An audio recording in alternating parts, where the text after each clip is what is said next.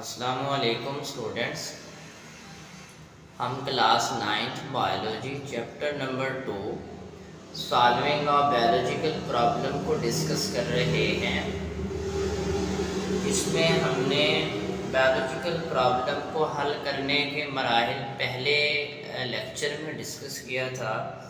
Recognition of biological problem and taking observation. आज हम इस वीडियो में डिस्कस करेंगे फार्मूलेशन ऑफ हाइपोथेसिस के बारे में कि हाइपोथेसिस को कैसे तशकील दिया जाता है। इससे पहले हमने बायोलॉजिकल प्रॉब्लम को हल करना इसके बारे में देखा था और इसके साथ हमने ऑब्जर्वेशन के मुशाहदात जो हैं वो कैसे किए जाते हैं इसके बारे में डिस्कस किया था। तो आज का हमारा टॉपिक है फार्मूलेशन ऑफ हाइपोथेसिस के हाइपोथेसिस को हम कैसे तशकील देते हैं, हाइपोथेसिस कहते किसे हैं। अगर हम बात करें कि फार्मूलेशन ऑफ हाइपोथेसिस के हाइपोथेसिस को कैसे तशकील देते हैं, अब अगर हम देखें वैसे हाइपोथेसिस का लफ्ज़ी मतलब तख़य्युल ख़याली, यानी ऐसी स्टेटमेंट जो ख़याली होगी। मुशाहदात उस वक़्त तक साइंसी मुशाहदात नहीं बन सकते जब तक हम उनको तरतीब न दें। यानी जो बायोलॉजिस्ट हैं वो अपने और दूसरों के मुशाहदात को डेटा की सूरत में तरतीब देते हैं, डेटा की सूरत में ऑर्गेनाइज करते हैं। यानी एक ऐसा बयान है जो बायोलॉजिकल प्रॉब्लम का जवाब यानी हल साबित हो सकता है। हाइपोथेसिस को हम कहते हैं it is the tentative explanation of observation. ठीक है, यानी मुशाहदात की तहकीक तलब वजाहत को क्या कहेंगे, हाइपोथेसिस। तो फिर इस हाइपोथेसिस की कैरेक्टरिस्टिक्स भी हैं कि एक अच्छे हाइपोथेसिस की क्या खसूसियात होनी चाहिए।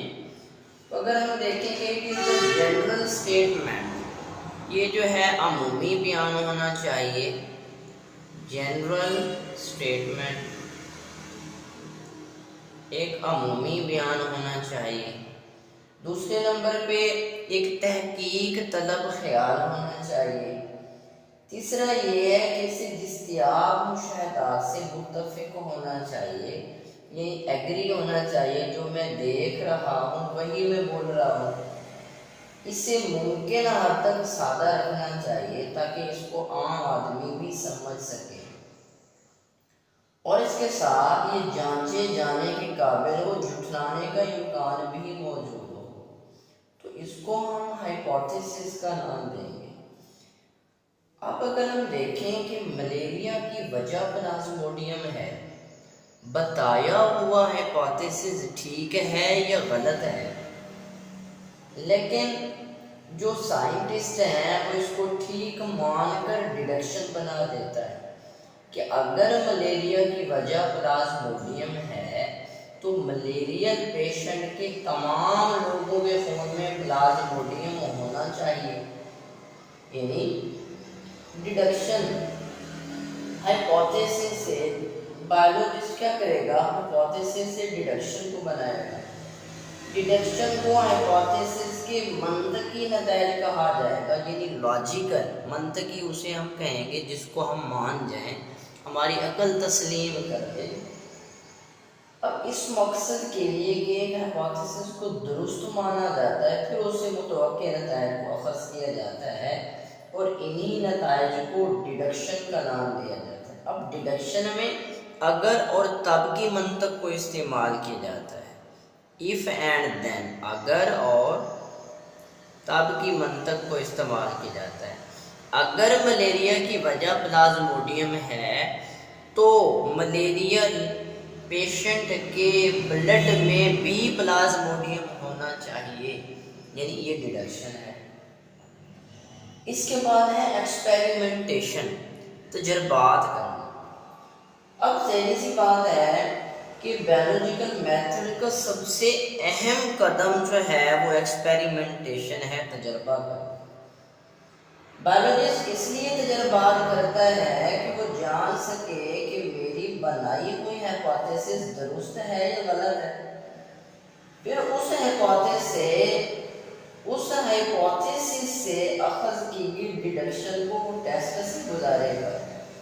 इससे बायोलॉजिस्ट ये मालूम कर लेगा कि कौन सी हाइपोथेसिस दुरुस्त है। अब अगर हम देखें, if the hypothesis proven wrong then it will be rejected, if the hypothesis proven true then it will be selected। यानी जो गलत हाइपोथेसिस होंगे वो रद्द कर दिए जाएंगे, जबकि दुरुस्त साबित होने वाली हाइपोथेसिस को कबूल कर लिया जाएगा। अब ज़ाहिर सी बात है, कबूल किया जाने वाला हाइपोथेसिस से मज़ीद जो है ना पेशीन गोइयाँ वगैरह की जाएंगी।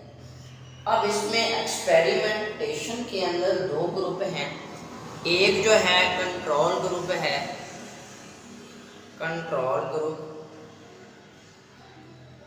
और दूसरे नंबर पे है तजर्बाती ग्रुप, एक्सपेरिमेंटल ग्रुप, यानी कंट्रोल ग्रुप और एक्सपेरिमेंटल ग्रुप। अब मिसाल के तौर पे कि जो एक्सपेरिमेंटल ग्रुप है इसमें 100 लोग हैं और वो मलेरियल पेशेंट हैं, मलेरियल पेशेंट है, यानी इन 100 लोगों के ब्लड में प्लाज्मोडियम मौजूद था। ठीक है। अब इसी तरह जो कंट्रोल ग्रुप है, कंट्रोल ग्रुप के अंदर यानी 100 लोग हैं और वो हेल्दी पर्सन है। ठीक है, हेल्दी पर्सन है, सेहतमंद लोग हैं। इनका टेस्ट किया गया। जो एक्सपेरिमेंटल ग्रुप था उसमें 100 मलेरियल पेशेंट के ब्लड में प्लाज्मोडियम मौजूद था, लेकिन जो कंट्रोल ग्रुप था इसमें 100 हेल्दी पर्सन देखे गए। उन 100 में से 7 लोगों के ब्लड में प्लाज्मोडियम को देखा गया, यानी 100 में से 7 लोगों के ब्लड में प्लाज्मोडियम को देखा गया। किसमें? Control group. देखें, सेहतमंद लोगों में 7 लोगों के खून में प्लाज्मोडियम अभी इंक्यूबेशन पीरियड में था, इंक्यूबेशन पीरियड में था। ठीक है, यानी अभी अभी प्लाज्मोडियम कुछ देर हुई है इनकी बॉडी में एंटर हुआ है, अपनी तादाद को बढ़ा रहा है और एक स्पेसिफिक टाइम के बाद वो इनको बुखार कर देगा। बॉडी में प्लाज्मोडियम है लेकिन अभी बुखार नहीं हुआ क्योंकि इनका प्लाज्मोडियम अभी अंडे में है, इंक्यूबेटर में है। कोई भी जानदार जब हमारी बॉडी में एंटर होता है तो वो अपनी तादाद को बढ़ाता है, फिर अटैक करता है बॉडी के ऊपर। ठीक है, इसके बाद अलामात वगैरह जाहिर होती हैं। तो ये आपका एक एक्सपेरिमेंटेशन है। 6 नंबर पे है समराइजेशन ऑफ रिजल्ट, नताइज का खुलासा करना।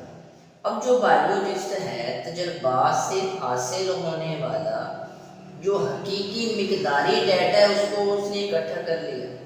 हर ग्रुप से हासिल होने वाले डाटा का औसत निकाला, फिर उसने शुमारियाती उस पर एनालाइज किया, स्टैटिस्टिकल एनालिसिस किया, शुमारियाती मवाजना किया। ठीक है, इस हतमी नतीजे के लिए जो बायोलॉजिस्ट शुमारियाती तज्जिया करता है उसे हम क्या कहेंगे कि ये नताइज का खुलासा कर रहा है।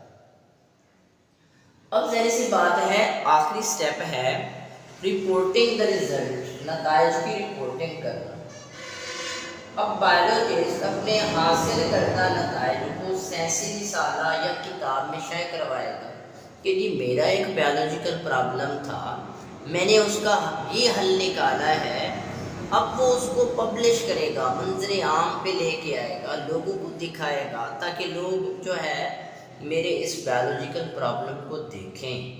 यानी मंजर आम पे लाना रिसाले या किताब की शक्ल में, यानी इंटरनेशनली रिकगनाइज करेगा। वो इन नताइज को कौमी बैनुल अक़वामी मीटिंग्स, कॉलेजेस, यूनिवर्सिटियों में मुबाहिसों में जो है उसको ज़ेरे बहस लाएगा। नताइज को शाये करना एक साइंटिफिक मेथड का बहुत ही इम्पॉर्टेंट जुज़्व है, यानी बहुत ही अहम जुज़्व है। क्यों शाये करना? ताकि दूसरे लोगों को मौका मिल सके कि वो नताइज की तस्दीक कर सकें, या जो है वो दूसरे बायोलॉजिकल प्रॉब्लम को हल करने के लिए जो उनका स्टेप्स हैं कि किस तरह हम बायोलॉजिकल प्रॉब्लम को हल कर सकते हैं, उनको इस चीज़ के बारे में अवेयरनेस मिले। तो ये आज के हमारे बायोलॉजिकल प्रॉब्लम को हल करने के मराहिल थे, जिसमें हमने सबसे पहले देखा कि बायोलॉजिकल प्रॉब्लम को पहचान हम कैसे करेंगे। पहचान कर लेने के बाद हम उसका मुशाहदा कैसे करेंगे। मुशाहदा करने के बाद हम हाइपोथेसिस को कैसे तश्कील देंगे। उस हाइपोथेसिस से फिर हम डिडक्शन को कैसे निकालेंगे। डिडक्शन हमने निकाली, इसमें अगर तब की मंतक को इस्तेमाल कर लिया, फिर हम उस पर एक्सपेरिमेंट करेंगे, तजर्बा करेंगे। तजर्बात कर लेने के बाद हम उसका नताइज का खुलासा निकालेंगे।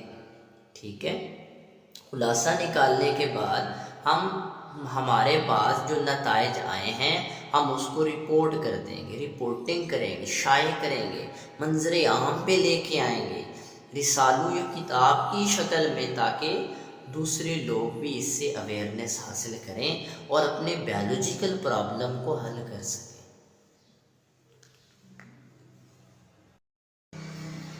तो अब हम देखेंगे थ्योरी, लॉ या प्रिंसिपल में क्या डिफरेंस है।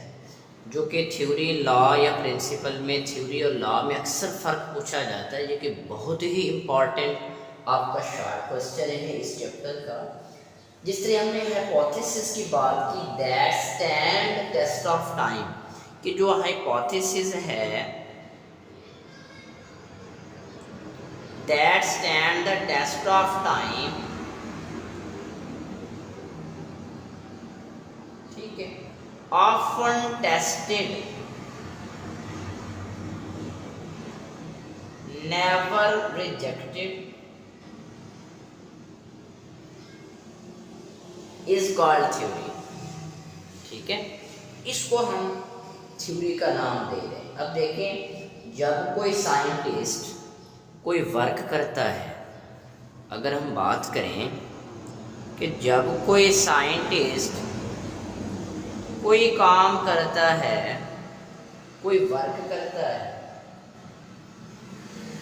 या जो है हम ये भी कह सकते हैं एक्सपेरिमेंट करता है। अब पहली बात तो ये है कि वो एक्सपेरिमेंट करता क्यों है? To check hypothesis, to check hypothesis, अपनी बनाई हुई हाइपोथेसिस को चेक करने के लिए कि जो मैंने हाइपोथेसिस बनाई है क्या वो सही है या गलत है। तो अगर उसकी हाइपोथेसिस रिजल्ट दे दे, सही साबित हो जाए, then it will be called as theory. ठीक है, यानी if a hypothesis proven wrong it will be rejected, if a hypothesis proven true then it will be selected।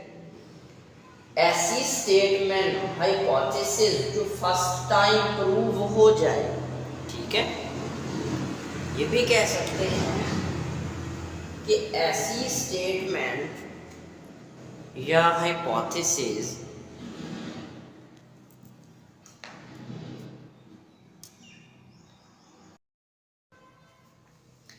ऐसी स्टेटमेंट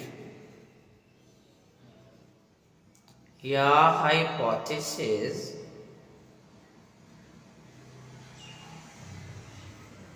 जो फर्स्ट टाइम प्रूव हो जाए लेकिन अभी इंटरनेशनली रिकॉग्नाइज ना हुई हो, यानी फर्स्ट टाइम प्रूव तो हो जाए लेकिन अभी इंटरनेशनली रिकॉग्नाइज नहीं हुई, हर बंदे ने उसको प्रूव नहीं किया, तो ऐसी हाइपोथेसिस को मैं थ्योरी का नाम दूँ।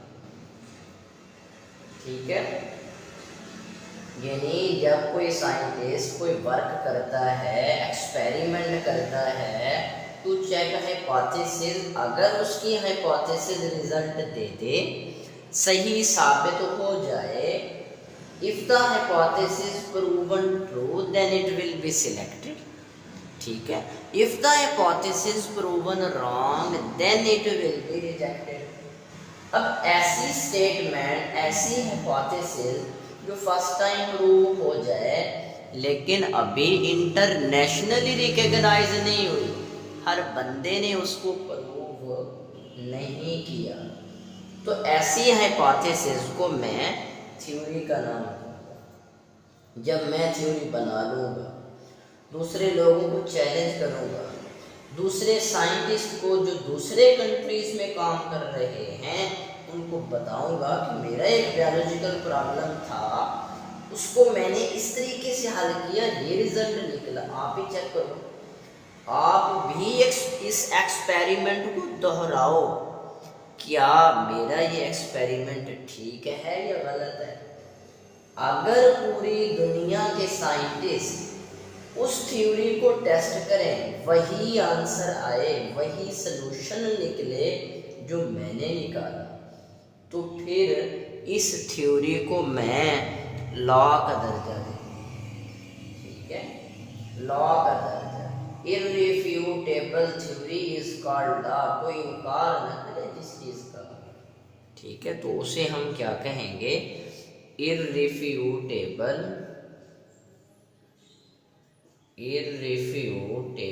थ्योरी इज कॉल्ड लॉ, जो जिसका कोई इनकार ना किया जा सके, जुठलाया ना जा सके, उसे थ्योरी का नाम दे रहे हैं, यानी किसी कोई इनकार ना करे। अब देखें, लॉ के बाद साइंस खामोश हो जाती है, बस यही कुदरत की हकीकत है जो ढूंढ ली। फिर यहाँ पे टाइप्स ऑफ थ्योरी है। टाइप्स ऑफ थ्योरी में प्रोडक्टिव थ्योरी है, प्रोडक्टिव थ्योरी, बार आवर थ्योरी, प्रोडक्टिव थ्योरी। अब देखें, प्रोडक्टिव प्रोड्यूस करना, बनाना, नई बनाना, यानी hypothesis that keep on suggesting new hypothesis, it increase the interest of scientist. अब लॉ या प्रिंसिपल है, कोई इसको गलत साबित करने वाला। देखिए, मैं थ्योरी को यूँ समझे, थ्योरी को लेके आएंगे, थ्योरी को लेके आएंगे, चैलेंज करेंगे कि है कोई इसको गलत साबित करने वाला। अगर हमारी थ्योरी गलत साबित ना हो, जब लोग टेस्ट करें और वो मुसलसल सपोर्ट की जा रही हो, एक्सपेरिमेंटल एविडेंस हो, तब उस थ्योरी को हम लॉ या प्रिंसिपल का नाम दें। अब यहाँ पे biological law, for example biological law, इस बायोलॉजिकल लॉज में जो है मेंडल लॉ है, मेंडल लॉ, ये मेंडल लॉ ऑफ इनहेरिटेंस है, विरासत का मेंडल का कानून है, विरासत के रिलेटेड। और दूसरे नंबर पे है हार्डी-वेनबर्ग लॉ, हार्डी-वेनबर्ग लॉ, और ये हार्डी वेनबर्ग लॉ यानी पॉपुलेशन के रिलेटेड है। तो जी स्टूडेंट्स, आज का हमारा टॉपिक था बायोलॉजिकल प्रॉब्लम को कैसे हम हल करेंगे, और इसके साथ हमने थ्योरी, लॉ या प्रिंसिपल के अंदर फ़र्क को देखा। तो बायोलॉजिकल प्रॉब्लम को हल करने के हमने कुछ मराहिल को 1 बाय 1 डिस्कस किया। पहली वीडियो में हमने रिकॉग्निशन ऑफ बायोलॉजिकल प्रॉब्लम और टेकिंग ऑब्जर्वेशन, इन दोनों स्टेप्स को डिस्कस किया था, और इसमें हमने फार्मूलेशन ऑफ हाइपोथेसिस को डिस्कस किया, डिडक्शन को डिस्कस किया, experimentation, summarization of result and reporting the result, इनको हमने 1 बाय 1 डिस्कस किया। इसके साथ हमने थ्योरी, लॉ या प्रिंसिपल के अंदर फ़र्क को देखा। ये आपका बहुत ही इम्पॉर्टेंट शॉर्ट क्वेश्चन था कि थ्योरी और लॉ में क्या फ़र्क है, कब किस चीज़ को हम थ्योरी का नाम दे रहे होते हैं और किस वक्त हम लॉ का दर्जा दे रहे होते हैं। तो आज का हमारा ये टॉपिक था। अगर किसी का कोई क्वेश्चन हो तो वो कमेंट सेक्शन में हमें ज़रूर कमेंट करें। थैंक यू, अल्लाह हाफिज़। तो जी स्टूडेंट्स, आज का हमारा टॉपिक था सॉल्विंग ऑफ बायोलॉजिकल प्रॉब्लम में कि बायोलॉजिकल प्रॉब्लम को हम कैसे हल करेंगे। उसको हल करने के हमने स्टेप्स को डिस्कस किया, जिसमें हमने रिकॉग्निशन ऑफ बायोलॉजिकल प्रॉब्लम को देखा।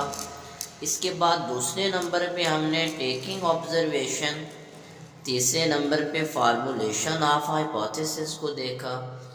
फिर हमने डिडक्शन को देखा, experimentation, summarization of the result, reporting the result. इसके बाद हमने थ्योरी, लॉ या प्रिंसिपल में फ़र्क को देखा, जो कि आपका बहुत ही important short question theory, law के अंदर डिफरेंस पूछा जाता है। इसको हमने डिटेल के साथ देखा है। तो जी स्टूडेंट्स, अगर हमारी वीडियो अच्छी लगी तो लाइक कीजिए, अगर हमारे चैनल पे नए हैं तो सब्सक्राइब कीजिए, और हमें कमेंट सेक्शन में ज़रूर सजेशन दीजिए। थैंक यू, अल्लाह हाफिज़।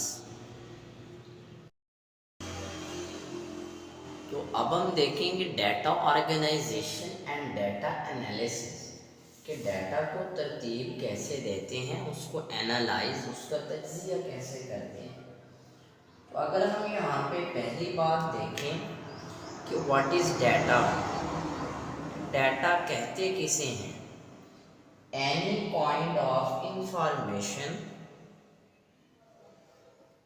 एनी काइंड ऑफ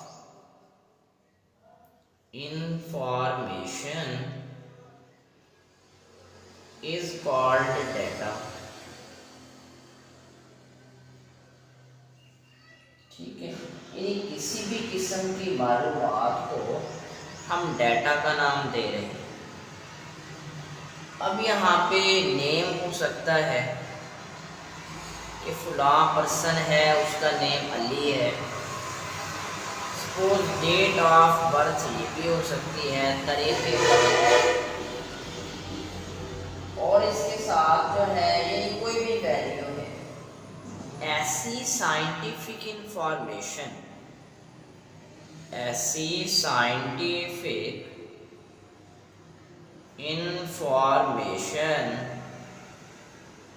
ऐसी साइंसी मालूमात जो ऑब्जर्वेशन प्लस एक्सपेरिमेंटेशन,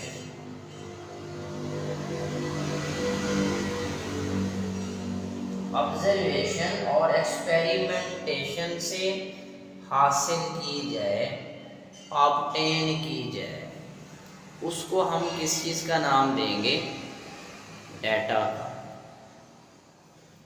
यानी any kind of information is called data. वो एनी काइंड वैल्यू कौन सी हो सकती है, वो नाम हो सकता है, डेट ऑफ बर्थ हो सकती है, और इसी तरह यानी ऐसी साइंटिफिक इंफॉर्मेशन जो ऑब्जर्वेशन और एक्सपेरिमेंटेशन से हासिल की जाए उसको हम डेटा का नाम देते हैं। तो अब हम यहाँ पे देखेंगे कि डेटा ऑर्गेनाइजेशन किसे कहेंगे, कि हम डेटा को ऑर्गेनाइज कैसे करेंगे। डेटा ऑर्गेनाइजेशन, डेटा को हम ऑर्गेनाइज कैसे करेंगे।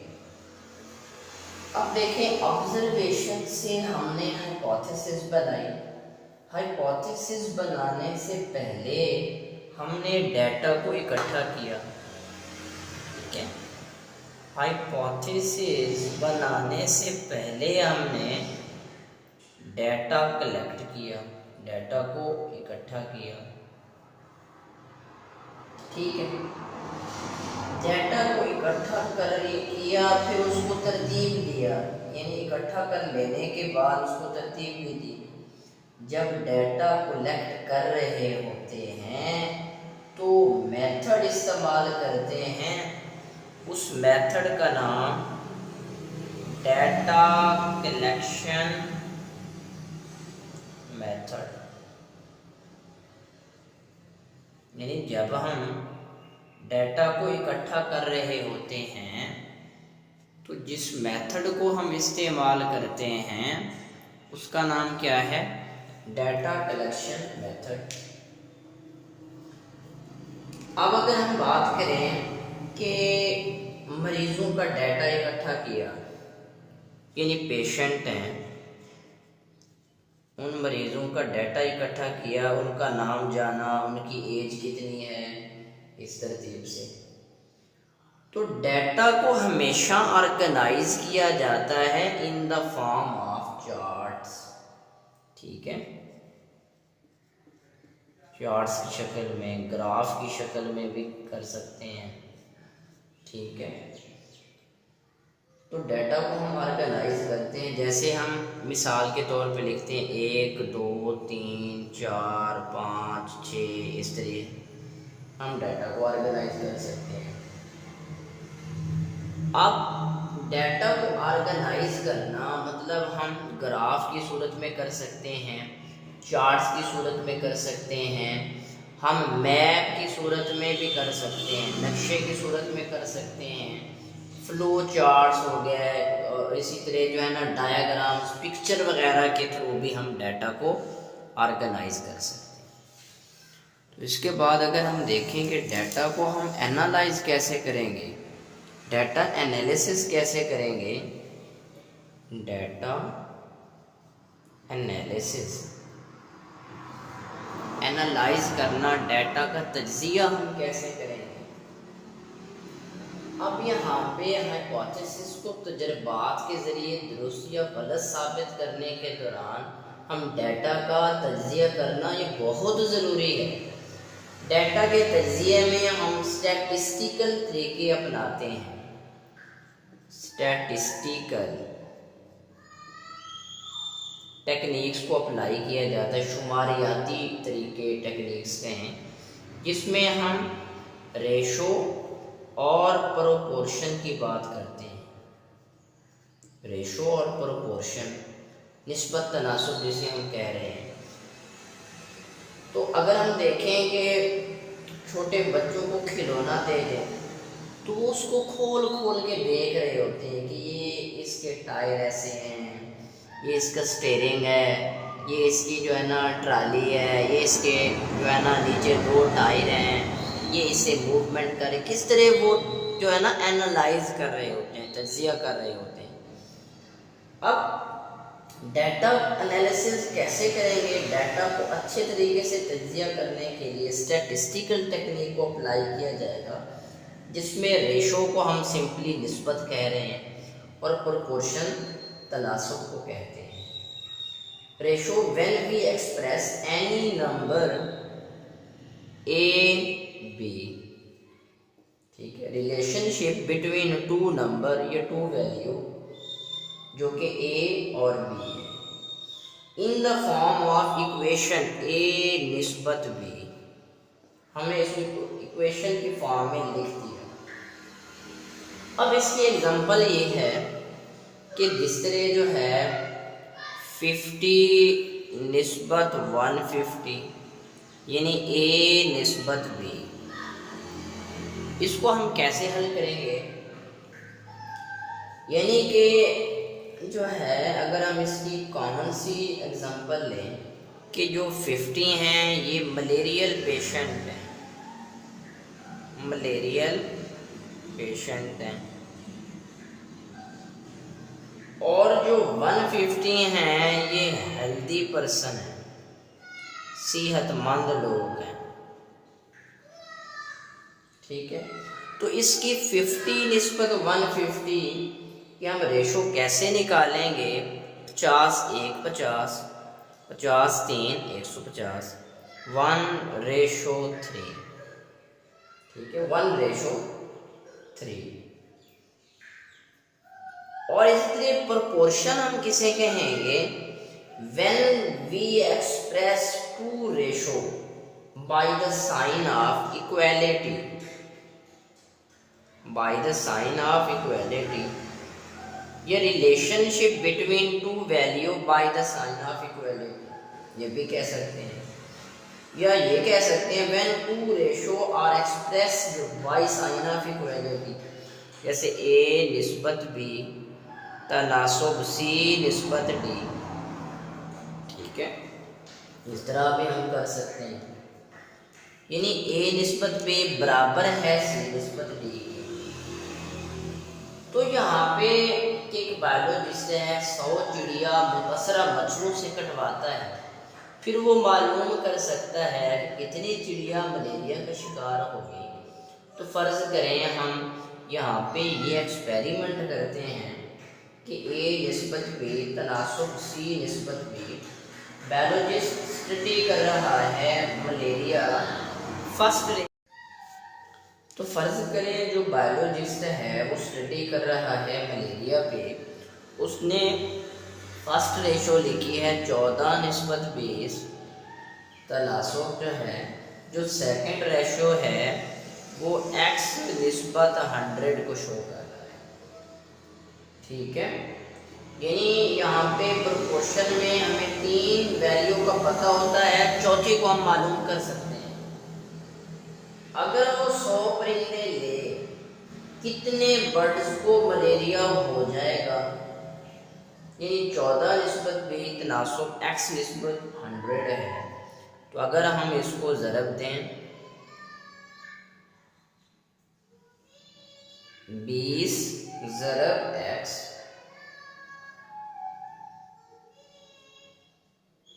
बराबर है 14 ज़रब 100। तो अगर हम देखें 20x इज इक्वल टू 1400, तो x is equal to 1400 over 20 20, तो 20 1 20 20 70 1400, तो टोटल आंसर हमारे पास कितना आया? 70।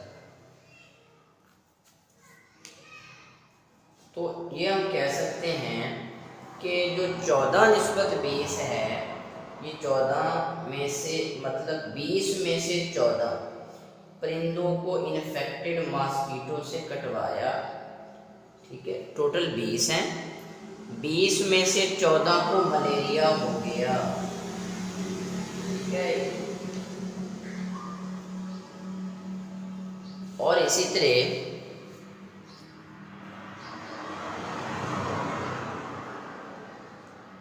जो ये 100 है, 100 में से 70 चिड़िया को मलेरिया हुआ। तो जी स्टूडेंट्स, इसके बाद है बायो इन्फॉर्मेटिक्स। कि बायो इन्फॉर्मेटिक्स किसे कहते हैं?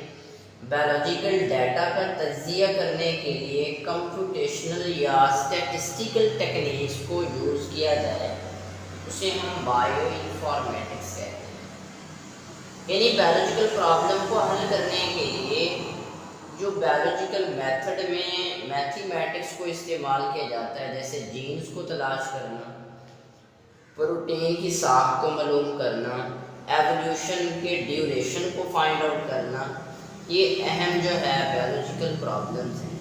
और बायो इन्फॉर्मेटिक्स हम कहते हैं बायोलॉजिकल डाटा का तजिया करने के लिए हम जो स्टैटिस्टिकल या कंप्यूटेशनल टेक्निक्स को यूज़ करते हैं।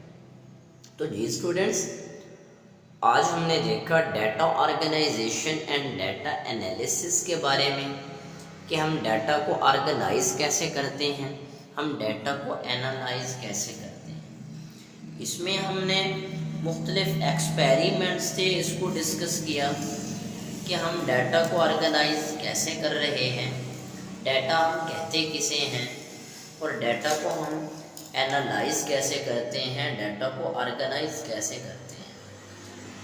तो जी स्टूडेंट्स, अगर किसी का कोई क्वेश्चन हो इस टॉपिक के related, data organization, data analysis के रिलेटेड, तो वो कमेंट सेक्शन में हमें ज़रूर कमेंट करें। थैंक यू, अल्लाह हाफिज़।